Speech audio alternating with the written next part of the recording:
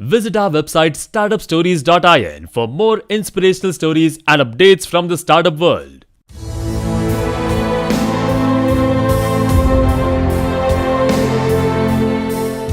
When I started Microsoft, I didn't think of it as all that risky. I mean, I was so excited about what we were doing. It's true I could have gone bankrupt, but I had a set of skills that were highly employable, and in fact my parents were still willing to let me go back to Harvard and finish my education if I wanted to.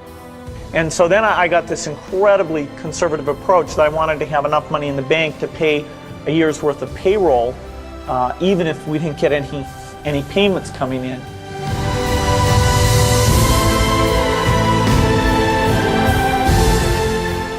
One of my biggest memories of Harvard came in January 1975 when I made a call from Courier House to a company in Albuquerque, New Mexico that had begun making the world's first personal computer. I offered to sell them software. I worried they would realize I was just a student in a dorm and hang up on me. Instead, they said, "We're not quite ready. Come see us in a month," which was a good thing because we hadn't written the software yet. From that moment, I worked day and night on the extra credit project that marked the end of my college education and the beginning of a remarkable journey with Microsoft. If you're going to start a company, it takes so much energy that it better overcome your feeling of risk. I don't think that you necessarily, if you're going to start a company, should do it at the start of your career. I think there's a lot to be said for working for a company, learning how they do things.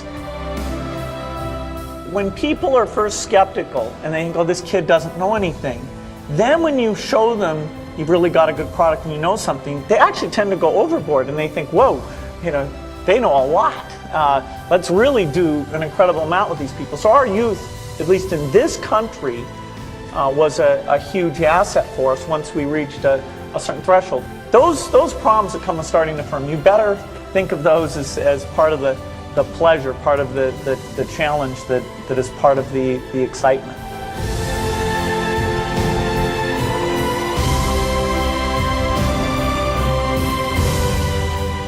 You can't just keep doing the same old thing you were doing before. You have to take your skills and attack the new frontiers. In the business of technology, you have to think about what are you missing? What is the research or customer feedback that you should be paying more attention to? And how do you keep that pace of innovation very, very high? How do you make sure you're hiring the very best people? And that kind of focus has helped drive us forward through all the milestones the company has had. You've got to enjoy what you do every day. And for me, that's working with very smart people. It's working on new problems.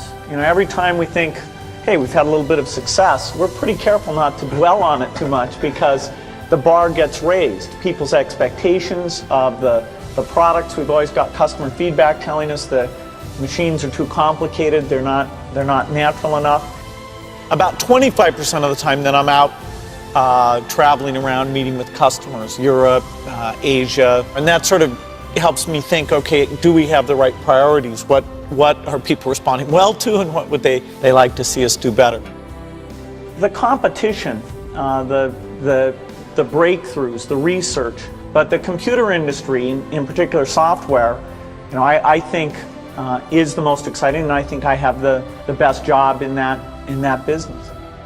You all have a chance to innovate. As you're thinking about your innovation, of course, you should go after any market that you think is interested in it. But a little bit, if you can also think, okay, does this innovation apply to those most in need? What are you going to do to make it cheap enough, simple enough? Figure out how to get it so it really, if possible, can extend out to the poorest. I wish I had learned more about that at a young age, and so you have an opportunity to do that.